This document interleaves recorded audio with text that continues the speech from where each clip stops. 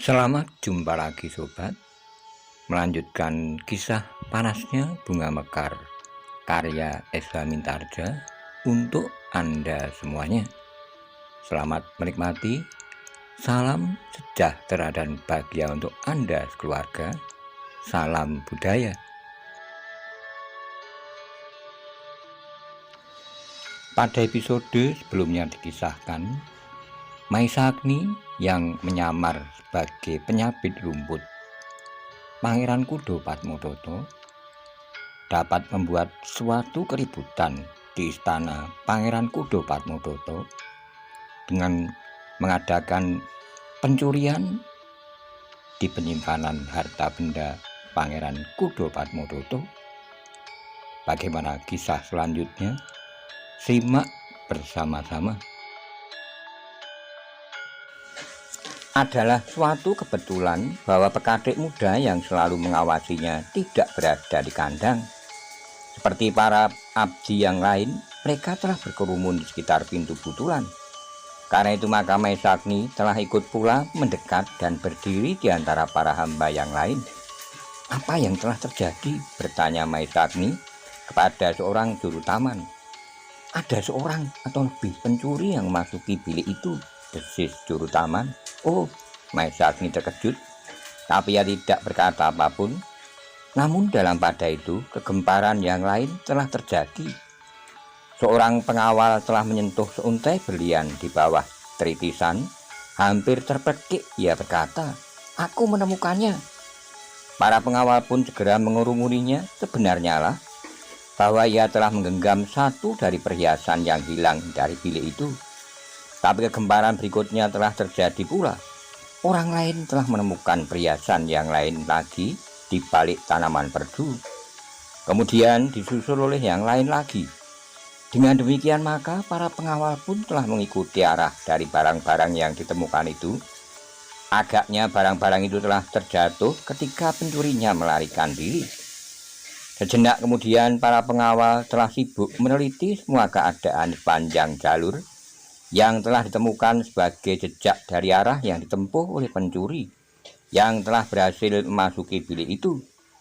Pada saat yang sibuk dan tegang itu, istri Pangeran Kudo Padmodoto berada di dalam biliknya, ditunggu oleh seorang emban dan adik Pangeran Kudo Padmodoto.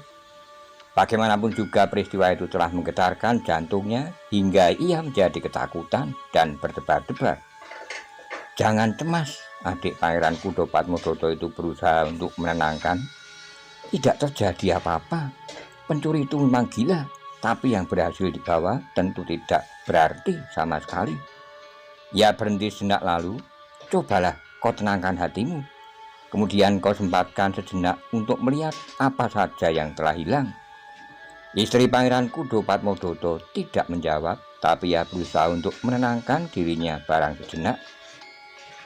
Selagi para pengawal sibuk meneliti keadaan dan dua orang pengawal khusus itu pun sedang berusaha melihat dengan teliti apa yang telah terjadi, Pangeran Kudo Padmodoto sendiri berdiri termangu-mangu di pintu butulan.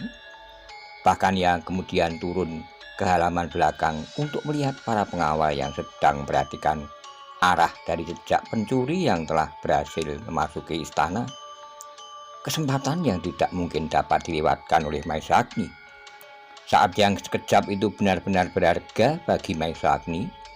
Adalah jarang sekali terjadi bahwa Pangeran Kudo Padmodoto telah terpisah dari dua orang pengawal khususnya. Pada saat pangeran itu sedang merenungi orang-orang yang sedang diributkan oleh peristiwa itu, maka Maisa Agni menyusup ke samping dan berjalan terbungkuk-bungkuk lewat di belakang Pangeran Kudo Padmodoto. Saat yang sangat berharga itu telah dipergunakannya sebaik-baiknya. Tepat di belakang pangeran ia berdesis perlahan-lahan. Hamba adalah petugas sandi dari Singosari yang ingin mengetahui keadaan pangeran yang sebenarnya. Maisagni sama sekali tidak berhenti, ia berjalan terus dan menyusup lagi di antara orang-orang yang berkerumun. Sekilas Kudo Padmodoto berpaling, ia melihat Maisagni yang berhenti beberapa langkah daripadanya. Di antara beberapa hambanya yang kemudian didorong oleh para pengawal untuk menyingkir. "Pergi, jangan mengganggu tugas kami. Kembali kepada pekerjaan kalian masing-masing. Biarlah kami yang mengurusi masalah ini," teriak pemimpin pengawal. Ketika para hamba istana itu kemudian melangkah surut karena mereka didesak oleh para pengawal, Pangeran Kudo Padmodoto masih dapat mengenali Maisagni yang berdiri di antara mereka. Siapakah orang itu? Pertanyaan itu timbul tumbuh dalam hatinya. Demikian banyak abdi di halaman istana itu, hingga pangeran tidak mengenalnya seorang demi seorang. Namun pangeran yang telah kehilangan kebebasannya itu sempat mendengar kata-kata yang diucapkan oleh Maisagni. Dalam pada itu, maka ketika dua orang pengawal yang bertugas di bagian dalam istana dan berada di sebelah bilik yang telah berhasil dimasuki oleh seorang pencuri, atau lebih itu, datang, perhatian pimpinan pengawal tertuju sepenuhnya pada mereka. Dengan tegang ia merintahkan kedua orang itu masuk ke dalam bilik yang khusus untuk didengar keterangannya. Ternyata kedua pengawal itu terkejut bukan kepalang. Mereka sama sekali tidak menyangka bahwa bilik itu telah terbuka di bagian atapnya dan seorang pencuri telah berhasil mengambil beberapa buah barang perhiasan. Sehari penuh para pengawal meneliti segala macam jejak yang mungkin dapat mereka ketemukan, bukan saja di dalam halaman tapi juga di luar halaman. Namun dalam pada itu mereka sama sekali tidak menemukan sesuatu. Tidak ada bekas atau jejak yang dapat mereka pergunakan untuk mencari jalur yang dapat membawa mereka kepada suatu dugaan. Siapakah yang telah menghina para pengawal istana Pangeran Kudo Padmodoto? Ketika kemudian istri pangeran sudah menjadi agak tenang dan berhasil melihat dan menyebut barang-barang yang hilang, ternyata bahwa sebagian dari barang-barang itu telah dapat ditemukan. Hanya sebagian kecil sajalah dari perhiasan itu yang tidak diketemukan. "Pencuri itu tentu dalam keadaan tergesa-gesa," berkata adik Pangeran Kudo Padmodoto. "Tapi ini benar-benar suatu penghinaan," berkata Pangeran Kudo Padmodoto. Namun seorang dari kedua pengawalnya yang terdekat itu pun berkata, "Ampun pangeran, biarlah para pengawal mengurusnya. Jika ini suatu penghinaan, maka para pengawal yang paling merasa terhina. Ya, tapi bukankah kita dapat berusaha untuk mencari jejaknya, meskipun seandainya tidak dapat ditemukan?" berkata pangeran itu. "Pangeran tidak perlu berbuat sesuatu. Kami menganggap bahwa hal ini tidak usah disampaikan kepada siapapun juga tidak perlu didengar oleh para bangsawan. Karena dengan demikian maka aib kita akan bertebaran sampai kemana-mana." "Aku setuju," berkata Pangeran Kudo Padmodoto. "Meskipun aku tahu latar belakang dari sikap kalian. Kalian tidak ingin selembar serat pun yang dapat menghubungkan istana ini dengan pihak luar. Kakanda tidak usah mengatakan hal itu," berkata adiknya. "Apa yang telah terjadi, biarlah terjadi. Kadang-kadang kita memang harus menyerah kepada nasib baik atau buruk. Aku tidak menyesali nasib, tapi aku tidak mau menerima penghinaan ini. Aku tidak tahu bagaimana tanggapan kalian," berkata Pangeran Kudo Padmodoto. "Lalu apa yang akan Kakanda kerjakan?" bertanya adiknya. "Mungkin orang yang memasuki bilik itu adalah salah seorang dari para pengawal kita sendiri, atau para abdi yang lain." Pangeran itu berhenti sejenak lalu. "Karena itu aku ingin menemui mereka seorang demi seorang." Kedua pengawal terdekat tertawa katanya, "Suatu usaha yang sia-sia pangeran. Tidak, aku tidak akan berusaha apapun juga bagi diriku sendiri. Kau berdua dapat mengikuti segala persoalan yang akan aku lakukan dalam penelitian ini." Salah seorang dari kedua pengawal itu menyaut, "Jangan memikirkan apapun juga pangeran. Adalah orang yang paling mukti di negeri ini.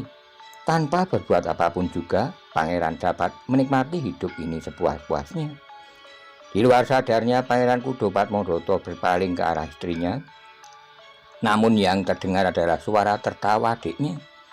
Ia bukan istri Kakanda yang sebenarnya. Jika Kakanda ingin menikmati hidup ini, lakukanlah, tapi tidak dengan putri yang... Seisi ruangan itu pun meledak dengan suara tertawa, sementara putri yang dalam dunia bayangan Pangeran Kudo Padmodoto menjadi serinya menunduk dalam-dalam. Meskipun ia juga tersenyum, namun wajahnya menjadi merah padam. Ia adalah seorang istri yang tugasnya hanyalah menerima warisan semata-mata, berkata adiknya, tidak dalam tugas-tugas yang lain. Pangeran Kudo Padmodoto menarik napas dalam-dalam, namun katanya, aku ingin bertemu dengan setiap orang di lingkungan istana ini, siapapun boleh ikut mendengar apa yang akan aku tanyakan kepada mereka. Kedua pengawal itu ragu-ragu, namun ketika adik pangeran itu mengangguk, maka salah satu dari seorang para pengawal itu berkata, baiklah pangeran, hamba akan memanggil mereka seorang demi seorang. Demikianlah maka semua hamba dan pengawal dalam istana itu telah dipanggil seorang demi seorang, memasuki sebuah bilik khusus di samping Pangeran Kudo Padmodoto sendiri. Maka di dalam bilik itu hadir pula kedua pengawalnya yang paling dekat. Seorang demi seorang telah ditanya oleh Pangeran Kudo Padmodoto, siapakah mereka dan apakah yang mereka lakukan dalam tugas mereka sebagai hamba. Pangeran Kudo Padmodoto bertanya di mana mereka berada semalam. Apakah mereka tidak berada di halaman istana atau di sekitarnya? Tidak ada gunanya, Pangeran, berkata salah seorang pengawalnya. Mereka tentu akan mengatakan bahwa mereka tidak berada di halaman.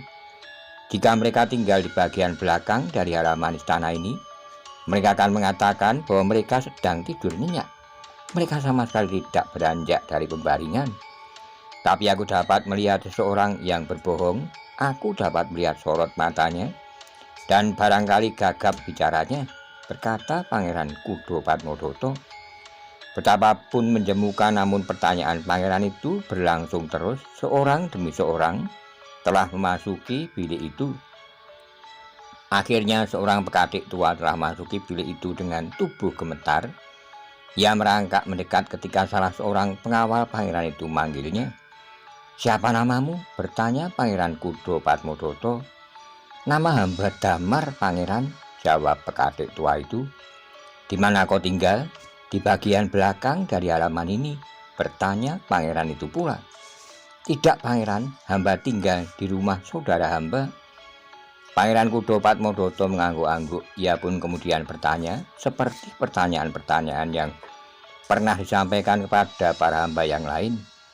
Tidak ada kesimpulan apapun yang didapatkan dari pembicaraan itu. Namun dengan demikian Pangeran Kudo Padmodoto mengetahui bahwa orang yang menyebut dirinya petugas sandi dari Singosari itu adalah seorang pekatik bernama Damar. Ketika Maesagni kemudian meninggalkan ruang, maka Pangeran Kudo Padmodoto berkata kepada pengawal itu, aku mencurigai orang itu meskipun aku tidak pasti. Mungkin aku keliru, tapi dari antara semua orang yang memasuki bilik ini, maka orang itu mempunyai pertanda yang paling mungkin untuk melakukan pencurian. Atau tidak-tidaknya ia memberikan beberapa petunjuk terhadap pencuri yang sebenarnya. Aku tidak melihat pertanda seperti itu, sahut seorang pengawal. Mungkin kau tidak melihat, tapi aku ingin memperhatikan orang itu. Jika pada suatu saat pencuri yang sebenarnya dapat ditemukan, maka dugaanku ternyata keliru. Dalam pada itu istri Pangeran Kudo Padmodoto sudah dapat memastikan barang-barangnya yang hilang lebih dari separuh dari barang-barang itu dapat ditemukan di halaman karena barang-barang itu agaknya terjatuh. Namun masih ada beberapa perhiasan yang lain yang benar-benar telah hilang dari istana itu. Meskipun yang dilakukan oleh Pangeran Kudo Padmodoto seolah-olah tidak ada gunanya, tapi bagi pangeran itu sendiri seolah-olah telah memberikan satu kemungkinan untuk membuka jalur keluar istana lewat pekatik itu. Sementara itu Maesagni merasa bahwa yang dibisikkannya kepada pangeran telah mendapat tanggapan. Ia merasa kagum juga terhadap kejernihan pikiran pangeran itu. Meskipun ia nampaknya sudah terkungkung oleh kekuasaan yang sulit untuk diatasinya, namun ia tidak berputus asa. Ia berusaha untuk dapat memecahkan dinding yang mengelilinginya dengan cara apapun juga. Yang mengalami nasib yang kurang baik adalah kedua orang pengawal yang bertugas di sebelah bilik yang telah dimasuki oleh Maisa Agni. Keduanya terpaksa untuk sementara tinggal dalam bilik pengawasan karena mereka masih akan diperiksa lebih seksama lagi. Peristiwa itu telah diceritakan oleh Maisa Agni pada Witantra dan Maisa Bungalan ketika pada sore hari Maisa Agni kembali ke rumah Ki Daredu. "Kita harus mencari jalan," berkata Maisa Agni. "Aku masih mempunyai sebagian dari perhiasan yang aku ambil." "Maksudmu?" bertanya Witantra. "Kita sudah mendapat keterangan lebih jelas. Dengan demikian, maka kita sudah dapat melihat siapakah yang sebenarnya berbuat jahat," sahut Maisa Agni.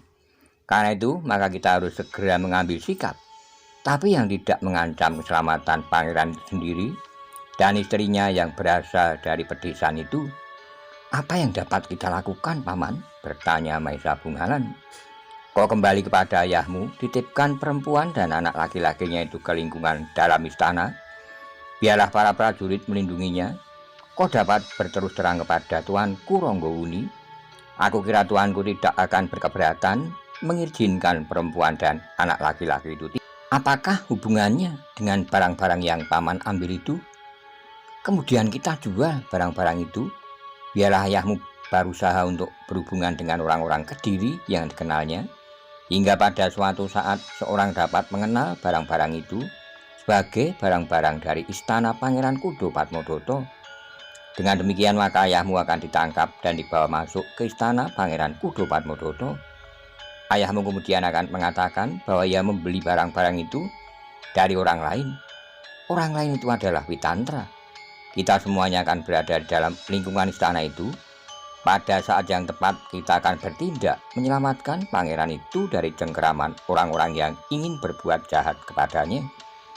Jika kita berempat bersama-sama dapat berbuat sesuatu, maka aku kira kita akan berhasil, karena pangeran itu sendiri tentu akan berbuat sesuatu untuk menyelamatkan dirinya sendiri. Rencana ini dapat kita pelajari sebaik-baiknya. Masih banyak yang dapat disisipkan pada rancangan kasar ini, tapi pada dasarnya aku dapat menyetujui, berkata Witantra. "Paman belum menyebut perananku," potong Maisa Bungalan. Witantra tertawa, katanya, "Sabarlah sedikit, kau tentu akan memegang peranan penting dalam hal ini." "Apakah aku belum menyebut?" bertanya Maisa Agni. "Belum," jawab Maisa Bungalan. "Jika demikian, maka kau akan menjadi penghubung antara pamanmu Witantra dan ayahmu, hingga dengan demikian kau akan diseret pula ke dalam istana itu. Bagaimana jika kita semuanya diserahkan kepada penguasa di Kediri, kepada Panji Kudo Suwarno?" "Aku akan berbicara dengan Pandi Kudo Suwarno," sahut Maisa Agni.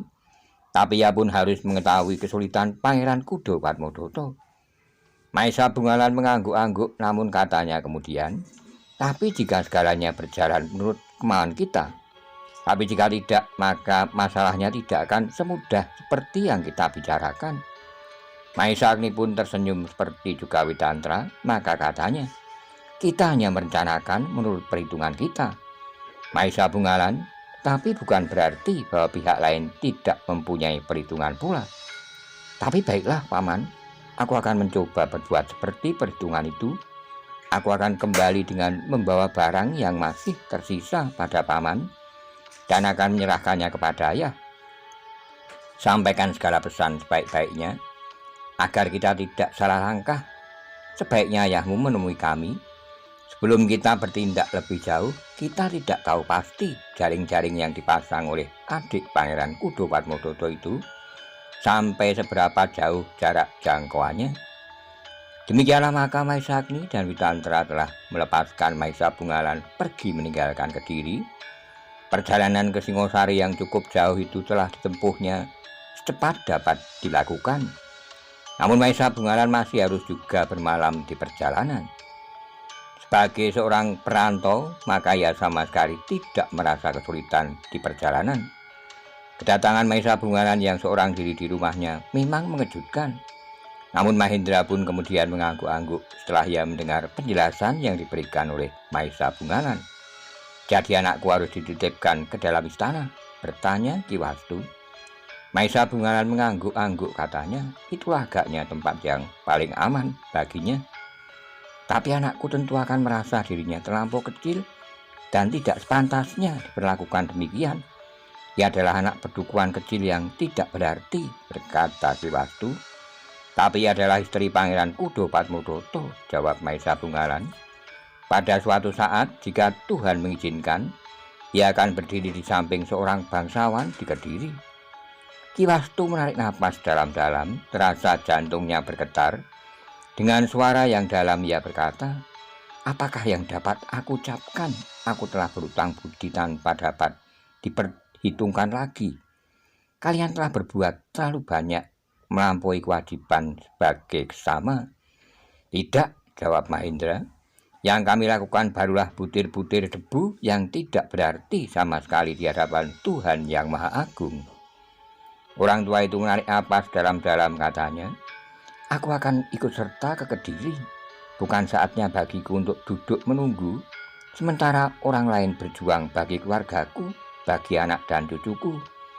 Mahendra tertawa, katanya, jika demikian aku tidak berkeberatan. Kita adalah pedagang permata yang membawa barang-barang curian. Pada suatu saat akan tertangkap dan dihadapkan kepada pemilik barang itu. Demikianlah maka segala persiapan pun dilakukan. Mahendra dan Maisa Bungalan telah mohon waktu menghadap kepada Ranggawuni. Mahendra menyampaikan segala pesan Maisa Agni. Ternyata seperti yang diduga oleh Maisa Agni, maka Maharaja Singosari itu pun tidak berkeberatan. Diserahkannya perempuan dan anak laki-lakinya itu kepada seorang emban dan di bawah pengawasan para pengawal istana itu. Tidak akan ada orang yang mengusiknya di sini, berkata Mahendra kepada Ki Wastu. Dalam pada itu maka Mahendra dan Ki Wastu pun segera mempersiapkan diri. Mereka adalah pedagang-pedagang barang berharga dan perhiasan meskipun mereka berangkat dari Singosari. Bersamaan berangkatnya dengan Maisa Bungalan, namun Maisa Bungalanlah yang lebih dahulu memasuki gerbang. Sebagai seorang pedagang, Mahendra mempunyai beberapa orang kawan di Kediri. Ia segera menawarkan barang-barang yang dibawanya. Dengan sengaja ia memamerkan barang-barang yang diambil oleh Maisa Agni dari istana Pangeran Kudo Padmodoto. Sementara pada saat-saat tertentu ia masih harus berhubungan dengan Maisa Agni dan Witantra agar mereka tetap bersambungan. Seperti yang direncanakan, ternyata bahwa perhiasan sangat mahal itu menarik perhatian beberapa pedagang di Kediri. Kawan-kawan Mahendra menganggap barang-barang itu tentu milik orang bangsawan yang sangat kaya. Ternyata bahwa beberapa orang telah menghubungkan dengan berita pencurian yang terjadi di istana Pangeran Kudo Padmodoto. Beberapa orang pedagang kadang-kadang sering saling bersaing, telah dengan sengaja menjebak Mahendra. Ia dihadapkan pada orang-orang yang mempunyai sangkut paut dan mendapat kepercayaan dari lingkungan istana Pangeran Kudo Padmodoto. Terutama mereka yang mendapat kepercayaan dari adik pangeran yang ternyata selalu dibayangi oleh kekuasaan yang tidak nampak dari adik kandungnya sendiri. Salah seorang dari para pedagang itu ternyata mempunyai hubungan yang akrab dengan seorang pemimpin pengawal dari istana Pangeran Kudo Padmodoto yang telah dipengaruhi pula oleh adik pangeran itu. Ketika ia mendapat kabar tentang permata dan perhiasan itu, maka ia pun berkata, "Bawa orang itu kepadaku, katakan bahwa aku ingin membelinya." "Apakah aku harus membawanya masuk ke istana?" bertanya pedagang itu. "Bodoh kau, kalau ia tahu bahwa barang-barang itu barang curian, ia tentu tidak akan bersedia masuk ke istana dengan membawa permata itu kemari," sahut salah seorang daripada perwira pengawal itu. "Nampaknya ia tidak tahu menahu tentang perhiasan yang hilang dari istana. Ketika aku mengatakan bahwa putri mungkin akan membelinya, ia sama sekali tidak berkeberatan untuk menghadap." Perwira pengawal itu termangu-mangu, namun katanya kemudian, "Datanglah besok, aku akan masuk ke istana nanti dan membicarakannya dengan Pangeran Kudo Rukmosanti, adik Pangeran Kudo Padmodoto." Demikianlah maka hal itu pun kemudian benar-benar telah dibicarakan dengan Pangeran Kudo Rukmosanti. Apakah sebaiknya pedagang itu dibawanya masuk ke istana atau biarlah datang saja ke rumah pengawal itu? Jika ia memang tidak berkeberatan dan tidak mengetahui menahu tentang barang-barang yang hilang dari istana ini, bawalah ia kemari. Dengan demikian, maka langsung putri akan dapat melihatnya, apakah barang-barang itu memang miliknya. Baiklah, besok ia akan menghadap. Aku akan menghubungi kawanku yang akan bawanya masuk ke dalam istana ini. Seperti yang dikatakan oleh pengawal itu, maka Mahendra telah dihubungi oleh seorang pedagang yang memang sudah dikenalnya sebelumnya. Dengan tidak banyak sanggahan, maka Mahendra pun kemudian telah menjanjikan untuk membawa barangnya kepada Pangeran Kudopat Rukmasanti. Tetapi aku belum tahu bagaimana aku akan menghadap, berkata Mahendra. Kita akan pergi bersama-sama, nanti sore kita akan pergi ke istana itu. Mahendra mengangguk-angguk, katanya, aku akan datang ke rumahmu, kita akan bersama-sama pergi menghadap. Pedagang itu mengangguk-angguk, namun ia tersenyum dalam hati. Jika benar-benar barang-barang itu milik Pangeran Kudopatmodoto yang hilang, maka Mahendra akan ditangkap. Daerah perdagangan permata akan kehilangan salah seorang dari mereka yang dianggap oleh pedagang yang menjebak Mahendra itu sebagai saingan yang berat. Hal itu segera disampaikan oleh Mahendra kepada Mahisagni. Ia harus berada di istana itu pada saat Mahendra dihadapkan kepada Pangeran Kudo Rukmasanti. Sementara itu Witantra pun harus bersiap-siap untuk ditangkap bersama Mahesa Bungalan. Tapi bagaimana dengan Kidaredu? Ia tentu akan terkena kesalahan pula, karena ia telah memberikan tempat terhadap kita, berkata Mahesa Bungalan. Mungkin ia akan ditangkap pula, berkata Mahisagni. Aku akan berbicara kepadanya. Seandainya ia benar-benar ditangkap, maka kita semuanya akan menjadi jaminan. Bagaimana jika ia dipaksa untuk mengatakan siapakah kita sebenarnya? Bertanya Mahesa Bungalan pula. Mahisagni menarik napas dalam-dalam, katanya kemudian, baiklah, aku akan memberikan beberapa pesan. Jika ia dipaksa untuk berkata tentang kita, biarlah ia menyebut kita dari salah satu nama padepokan atau sarang sekelompok penjahat. Biarlah ia menyebut kita sebagai pencuri-pencuri yang memang hidup kita dari segala macam kejahatan. Dengan demikian maka ia pun akan dikenakan hukuman, sahut Mahesa Bungalan. Ya, dan adalah tugas kita untuk membebaskannya, sahut Mahisagni. Mahesa Bungalan mengangguk-angguk, tapi sebenarnya lah bahwa ia menaruh iba kepada Kidaredu jika ia harus mengalami kesulitan karena tugas-tugas yang sebenarnya bersumber pada dirinya yang telah melibatkan diri dengan sadar ke dalam persoalan Pangeran Kudopatmodoto dengan